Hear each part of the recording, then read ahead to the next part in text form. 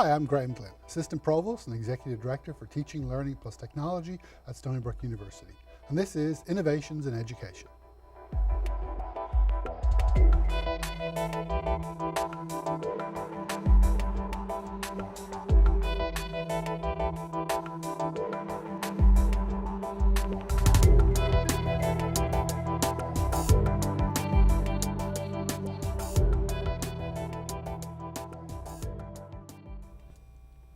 In our show, we feature faculty and staff using innovative approaches and best practices in teaching, and applications of educational technology that have had a positive effect on student learning.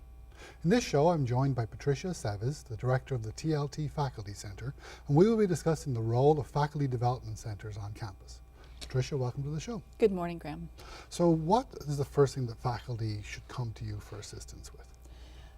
One of the first steps that faculty will want to take is when they're developing a new course or revising a course, or they have a substantial change in the course that they're teaching.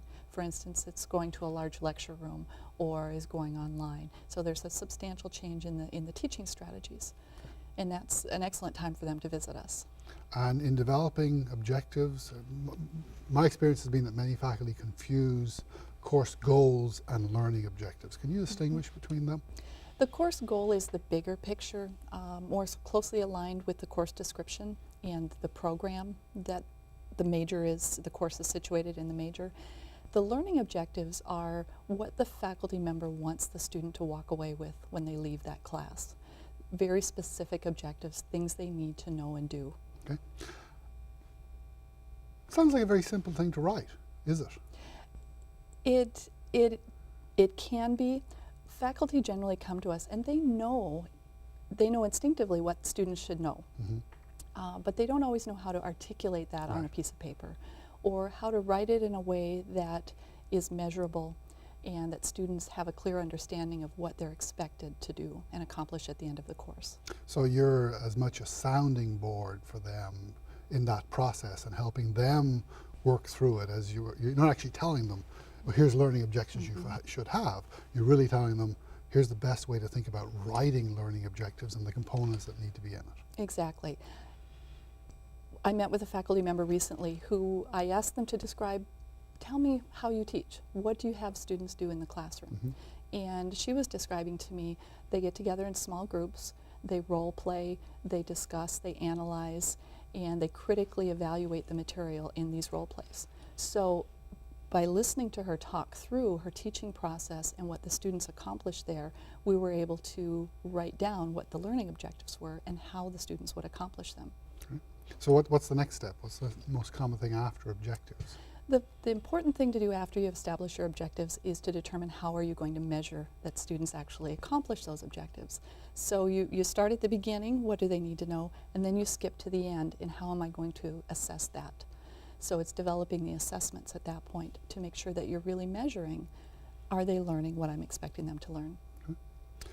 In addition to faculty, you also support academic departments. Can you tell me a little bit about the services you provide them?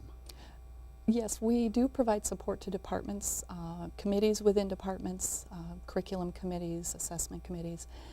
But sometimes specific departments may have a specific need. For instance, if the department is looking at using new technology that's installed in one of their classrooms, or they're revising a program or a major, and they might need some group assistance to help them think through the process.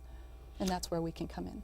And obviously a big role for a department chair is guiding the rank and tenure process. Do we have, or does your center have any role there? We can assist in peer evaluations, which is a part of the tenure and evaluation process, in how to conduct a good peer evaluation. What do you look for? What is good teaching? And both coach a faculty member and the faculty member who's being evaluated, as well as the one who's doing the evaluation. Okay. What type of expertise do you have within the department to help with all of this? You're not the only staff member in the center. We've got a broad range of expertise within the Faculty Center and within TLT as a whole. And we've got assessment specialist, Ying Xiong, and Nancy Wozniak, who's our learning architect. And they both have tremendous experience in how do I start creating a course to how do I finish it and assess it at the end, and even provide data to accreditors and external reviewers. So from conception through execution and reporting, we have expertise every step of the way.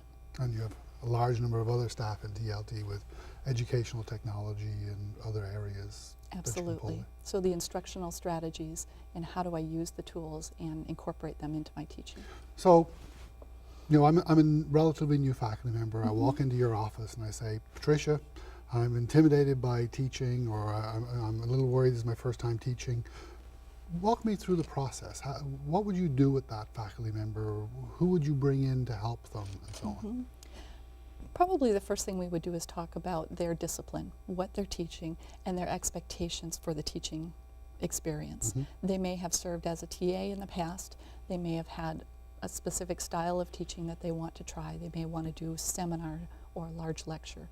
And so we'll talk through that process and help them to visualize what the course will look like and try to evaluate what is their natural teaching style, and then pull in the resources and the people that can help them with those specific strategies. So step one is to get them doing things that they're very naturally comfortable with. Exactly. And then perhaps over time, as the relationship develops and as they attempt to improve their course over multiple semesters, adding new things, trying new strategies, things like that. Exactly. Okay. What other roles does the Faculty Centre have on campus outside the faculty and department support specifically? We assist the departments, the colleges, and the university with everything from organizational change, strategic planning, campus-wide initiatives in terms of where are we going with teaching and research and scholarship. Scholarship of teaching and learning. We can support faculty as they're attempting to document the work that they're doing in the classroom. One of the challenges I had, I'm a quantitative scientist, pharmacology, neuroscience, and teaching research is a very qualitative science. There's a lot of qualitative statistics, for example, that are used.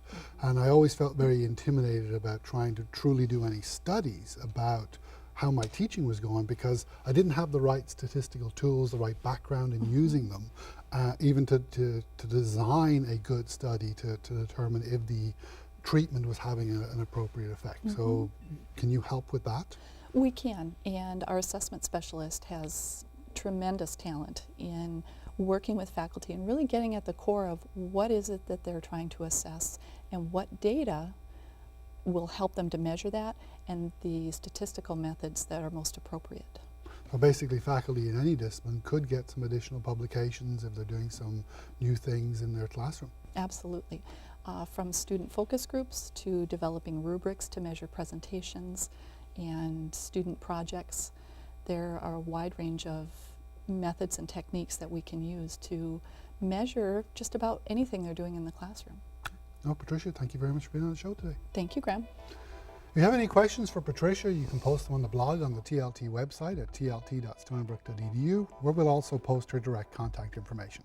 I'm Graham Glynn. I'm glad you could join me for this exciting Innovations in Education episode.